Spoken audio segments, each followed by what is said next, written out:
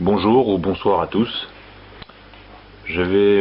Pour cet audio, je vais lire un extrait de Regard sur les mondes anciens de Fritjof Schion, et ce sera le chapitre Propos sur la naïveté. L'attribution d'un esprit naïf à tous ceux qui nous ont précédés est le moyen le plus simple de se hausser soi-même, et elle est d'autant plus facile et séduisante qu'elle se fonde en partie sur des constatations exactes, bien que fragmentaires, et exploitées à fond, à l'aide de généralisations abusives et d'interprétations arbitraires, en fonction de l'évolutionnisme progressiste. Il faudrait tout d'abord s'entendre sur la notion même de naïveté. Si être naïf, c'est être direct et spontané, et ignorer la dissimulation et les détours, et sans doute aussi certaines expériences, les peuples non modernes possèdent ou possédaient en effet une certaine naïveté. Mais si être naïf, c'est simplement être dépourvu d'intelligence et de sens critique, et être accessible à toutes les duperies, il n'y a certes aucune raison d'admettre que nos contemporains soient moins naïfs que ne l'étaient nos ancêtres. Quoi qu'il en soit, il est peu de choses que cet être insularisé qu'est l'homme de notre temps supporte moins que le risque de paraître naïf. Périsse tout le reste, pourvu que le sentiment de n'être dupe de rien soit sauf. En réalité, la plus grande des naïvetés est de croire que l'homme puisse échapper à toute naïveté sur tous les plans, et qu'il lui soit possible d'être intégralement intelligent par ses propres moyens. Voulant tout gagner par la ruse, on finit par tout perdre dans l'aveuglement et l'impuissance. Ceux qui reprochent à nos ancêtres d'avoir été sottement crédules oublient d'abord qu'on peut également être sottement incrédule, et ensuite qu'en fait de crédulité, il n'y a rien de tel que les illusions dont vivent les soi-disant destructeurs d'illusions. Car on peut remplacer une crédulité simple par une crédulité compliquée, et ornée des méandres d'un doute de commande faisant partie du style, mais c'est toujours de la crédulité. La complication ne rend pas l'erreur moins fausse ni la sottise moins sotte. Contre l'image d'Épinal d'un Moyen-Âge désespérément naïf et d'un XXe siècle éperdument intelligent, nous ferons valoir que l'histoire n'abolit pas la simplicité d'esprit, mais la déplace, et que la plus flagrante des naïvetés est de ne pas s'en apercevoir. Aussi, n'y a-t-il rien de plus simpliste que cette prétention de repartir à zéro, sur tous les plans, ou cet autodéracinement systématique et indiciblement insolent qui caractérise certaines tendances du monde contemporain. On aime à attribuer, non seulement aux gens du Moyen-Âge, mais même aux générations immédiatement précédentes, toutes les duperies possibles, et on aurait honte de leur ressembler. Le XIXe siècle paraît presque aussi lointain que l'époque mérovingienne. Les opinions courantes prouvent qu'on se croit incomparablement plus réaliste que n'importe quel esprit d'un passé même récent. Notre temps, ou le XXe siècle, ou l'ère atomique, semble flotter comme un îlot déraciné ou comme une monade fabuleusement lucide sur des millénaires d'infantilisme et d'étourderie. Le monde contemporain est comme un homme qui aurait honte d'avoir eu des parents, et qui voudrait se créer lui-même et recréer l'espace, le temps et toutes les lois physiques, ou qui voudrait tirer du néant un monde objectivement parfait et subjectivement confortable, et cela par une activité créatrice sans Dieu ou contre Dieu. Le malheur, c'est qu'en voulant créer un être nouveau, on n'aboutit qu'à se détruire soi-même. La moyenne de la jeunesse contemporaine, paraît-il, tend à rendre responsables nos pères de tous les maux, et c'est là une attitude parfaitement absurde, car outre que nos pères pourraient faire le même reproche à leurs pères et ainsi de suite, rien ne prouve que les enfants de la jeunesse actuelle n'auront pas de solides raisons pour faire le même reproche à leurs aînés. Si les jeunes d'aujourd'hui déclarent être innocents par principe, puisqu'ils n'ont aucune idéologie et ne s'intéressent pas à la politique, ils oublient qu'un monde peut aller à la dérive précisément pour cette raison. On peut provoquer un malheur parce qu'on fait quelque chose, mais on peut aussi le provoquer parce qu'on ne fait rien, d'autant qu'on n'est jamais seul au monde et que d'autres se chargent de penser et d'agir pour ceux qui n'en ont pas envie. L'homme contemporain a amassé une foule d'expériences, d'où un certain désillusionnement, mais les conclusions qu'il en tire sont tellement fausses qu'elles réduisent pratiquement à néant tout ce qui est acquis ou qui devrait l'être. Un fait qui peut induire en erreur et qu'on ne se prive pas d'exploiter est l'analogie entre l'enfance des individus et celle des peuples. Mais cette analogie n'est que partielle et sous un certain rapport elle est même inverse, la collectivité étant sous ce rapport le contraire ou l'image inversée de l'individu. En effet, alors que chez l'individu c'est la vieillesse qui représente normalement la sagesse, celle-ci coïncide chez la collectivité traditionnelle et aussi chez l'humanité prise dans son ensemble, à l'origine, c'est-à-dire aux temps apostoliques, pour une civilisation et à l'âge d'or pour toute l'humanité. Mais de même que toute civilisation déchoit, à l'instar du genre humain, en s'éloignant des origines et en s'approchant des derniers temps, de même l'individu déchoit au moins physiquement avec l'âge. Et de même que l'époque de la révélation, ou l'âge d'or, est une période où le ciel et la terre se touchent et où les anges conversent avec les hommes, de même l'enfance de l'individu est sous un certain rapport un temps d'innocence, de bonheur et de proximité du ciel. Il y a donc là une analogie directe avec les cycles de la collectivité, parallèlement à une analogie inverse qui situe la sagesse à l'origine de la vie collective et à la fin de la vie individuelle. Pourtant, il est indéniable qu'une société vieillie a amassé des expériences et développé des arts, mais ce n'est là qu'une extériorisation, et c'est précisément ce qui induit en erreur qu'on accepte a priori les postulats de l'évolutionnisme. Il faut distinguer de toute évidence entre une naïveté qui est intrinsèque et une autre qui est extrinsèque. Celle-ci n'existe qu'accidentellement et par rapport à un monde issu de certaines expériences, mais rempli d'hypocrisie, d'habileté vaine et de dissimulation. Comment un homme qui ignore l'existence du mensonge ou qui ne le connaît qu'à titre de péché capital et exceptionnel ne serait-il pas ingénu au goût d'une société lâche et dissimulée? Pour une personne pathologiquement rouée, tout homme normal est naïf. Pour les escrocs, les naïfs, c'est les honnêtes gens. Même un certain sens critique, loin d'être une supériorité en soi, n'est qu'une excroissance produite par une ambiance où tout est falsifié. C'est ainsi que la nature produit des réflexes d'autodéfense et des adaptations qui ne s'expliquent que par telle ambiance ou par telle circonstance chronique. On admettra sans peine que les qualités physiques particulières de l'esquimau ou du bushman ne constituent pas en soi des supériorités. Si les gens d'autrefois paraissent candides, c'est souvent en fonction de la perspective déformante due à une corruption plus ou moins généralisée. Les taxer de naïfs est en somme leur appliquer une loi rétroactive, juridiquement parlant.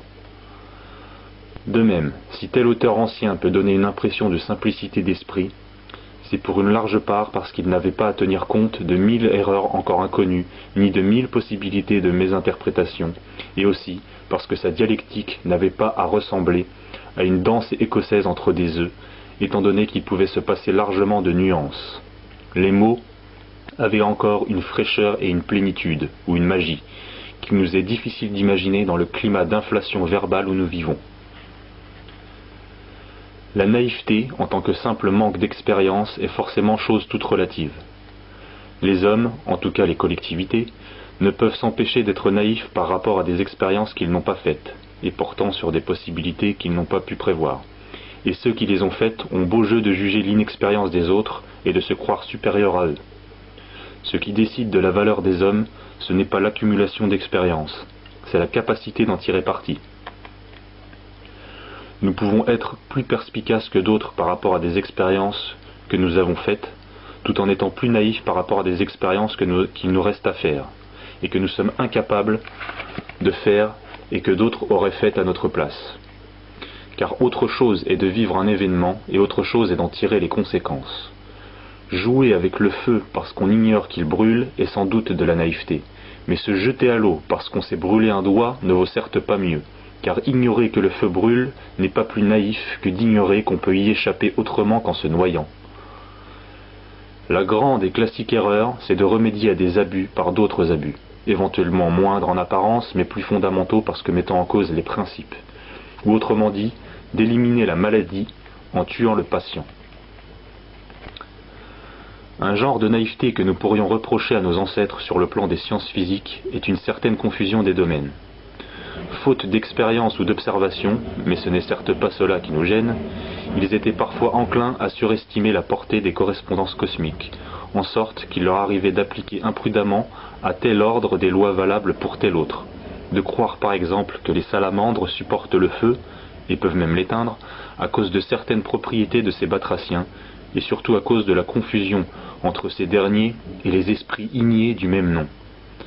Les anciens étaient d'autant plus sujets à de telles méprises qu'ils connaissaient encore par expérience le caractère protéique de la substance subtile qui enveloppe et pénètre le monde matériel, ou autrement dit, la cloison entre les états corporels et animiques n'était pas encore aussi coagulée qu'aux époques plus tardives. En revanche, l'homme d'aujourd'hui est lui aussi relativement excusable sur ce plan, mais en direction inverse, en ce sens qu'une totale absence d'expérience des manifestations animiques sensibles semble confirmer son matérialisme. Cependant, quelle que soit l'inexpérience de l'homme moderne dans les choses d'ordre animique ou subtil, il y a pourtant des phénomènes de ce genre qui ne lui sont nullement inaccessibles en principe, mais qu'il qualifie a priori de superstition et abandonne aux occultistes. L'acceptation de la dimension animique fait du reste partie de la religion. On ne peut nier la magie sans errer dans la foi. Pour ce qui est des miracles, s'ils dépassent le plan animique quant à leur cause, ils le traversent pourtant quant à leur effet. Dans le langage des théologiens, le terme de superstition prête à confusion parce qu'il exprime deux idées tout à fait différentes, à savoir d'une part une fausse application du sentiment religieux et d'autre part la croyance en des choses irréelles ou inefficaces. Ainsi, on appelle superstition le spiritisme, qui ne l'est que sous le rapport de l'interprétation et du culte, mais non des phénomènes, et des sciences telles que l'astrologie, qui sont tout à fait réelles et efficaces et n'impliquent aucune déviation de type pseudo-religieux. En réalité, il faut entendre par superstition non des sciences ou des faits qu'on ignore et qu'on ridiculise sans en comprendre le premier mot, mais des pratiques soit vaines en elles-mêmes, soit totalement incomprises et appelées à suppléer à l'absence d'attitude spirituelle ou de rites efficaces. Est superstitieuse également une interprétation erronée ou abusive d'un symbolisme ou d'une coïncidence quelconque, souvent en connexion avec des craintes ou des scrupules chimériques, et ainsi de suite. De nos jours, le mot superstition ne signifie plus rien. Quand des théologiens l'emploient, insistons-y encore, on ne sait jamais s'ils blâment une diablerie concrète ou une simple illusion. Pour eux, un acte magique et un simulacre de magie semblent être la même chose, et ils ne sentent pas la contradiction qu'il y a à déclarer dans un même souffle que la sorcellerie est un grand péché et qu'elle n'est qu'une superstition. Mais revenons aux naïvetés scientifiques des anciens. D'après saint Thomas d'Aquin, une erreur concernant la création engendre une fausse science sur Dieu, ce qui signifie non que la connaissance de Dieu exige une connaissance totale des phénomènes cosmiques, condition parfaitement irréalisable d'ailleurs, mais que notre connaissance doit être soit symboliquement juste, soit physiquement adéquate. Dans ce dernier cas, elle doit garder pour nous une intelligibilité symbolique, sans laquelle toute science est vaine et nocive. Par exemple, la platitude de la Terre et la rotation du ciel sont des constatations auxquelles la science humaine a le droit de s'arrêter ou de se limiter, puisque le symbolisme spirituel reflète adéquatement une situation réelle. Mais l'hypothèse évolutionniste est une thèse à la fois fausse et pernicieuse, puisque, outre qu'elle est contraire à la nature des choses, elle enlève à l'homme sa signification essentielle et ruine du même coup l'intelligibilité du monde. Dans la science humaine sur les phénomènes, il y a toujours une part d'erreur. Nous ne pouvons atteindre en ce domaine que des connaissances relatives, mais elles peuvent être globalement suffisantes dans le contexte de notre science spirituelle. Les anciens connaissaient les lois sensibles de la nature. Leur astronomie se fondait plus ou moins sur les apparences et comportait des erreurs matérielles, non spirituelles puisque les apparences sont providentielles et ont pour nous une signification. Mais cette déficience se trouve largement compensée par la totalité du savoir traditionnel, lequel embrasse en effet les anges, les paradis, les démons, les enfers, la spontanéité non évolutive de la création, c'est-à-dire la cristallisation des idées célestes dans la substance cosmique, puis la fin apocalyptique du monde, et bien d'autres données encore. Ces données, quel qu'en soit le revêtement mythique, sont essentielles pour l'être humain. Par contre, une science négatrice de ces données, fût-elle prodigieuse dans l'observation matérielle des phénomènes sensibles, ne saurait revendiquer le principe énoncé par saint Thomas, d'abord parce que le savoir des choses essentielles prime le savoir des choses secondaires, et ensuite parce qu'un savoir qui exclut, en fait et par principe, les choses essentielles de la création, est infiniment plus loin de l'adéquation exacte et totale qu'une science apparemment naïve, mais intégrale. S'il est naïf de croire, parce qu'on le voit aussi, que la Terre est plate et que le ciel avec les astres tourne autour d'elle, il n'est pas moins naïf de prendre le monde sensible pour le seul monde, ou pour le monde total, et de croire que la matière, ou l'énergie si l'on préfère, est l'existence comme telle. Ces erreurs sont même infiniment plus grandes que celles du système géocentrique. En outre, l'erreur matérialiste et évolutionniste, nous l'avons dit, est infiniment nocive. La cosmologie primitive et naturelle ne l'est à aucun degré, ce qui montre bien qu'il n'y a aucune commune mesure entre l'insuffisance de l'ancienne cosmographie et la fausseté globale, nous ne disons pas partielle, de cette science prométhéenne et titanesque dont le principe nous a été légué par la décadence grecque. Et ceci est caractéristique des ravages du scientisme et de sa psychologie particulière. Si l'on fait remarquer à un progressiste convaincu que l'homme ne saurait supporter psychologiquement l'ambiance d'une autre planète, on parle d'y créer des colonies en cas de surpeuplement terrestre, il répondra sans sourciller qu'on va fabriquer un homme nouveau ayant les qualités requises. Cette inconscience et cette insensibilité relèvent déjà de l'inhumain et du monstrueux, car en niant ce qu'il y a dans l'homme de total et d'inaliénable, on bafoue l'intention divine qui nous fait être ce que nous sommes, et qui a consacré notre nature par le Verbe fait chair. Tacite se moquait des Germains qui tentaient d'arrêter un torrent avec leurs boucliers. Ce n'est pourtant pas plus naïf que de croire à l'émigration planétaire ou de croire à l'installation avec des moyens purement humains d'une société humaine définitivement satisfaite et parfaitement inoffensive et continuant indéfiniment à progresser. Tout cela prouve que l'homme, s'il est forcément devenu moins naïf pour certaines choses, n'a pourtant rien appris quant à l'essentiel pour dire le moins. La seule chose dont l'homme livré à lui-même soit capable, c'est de faire les péchés les plus anciens de la manière la plus nouvelle, comme dirait Shakespeare. Et le monde étant ce qu'il est, ce n'est sans doute pas commettre un truisme que d'ajouter qu'il vaut mieux aller naïvement au ciel que d'aller intelligemment en enfer.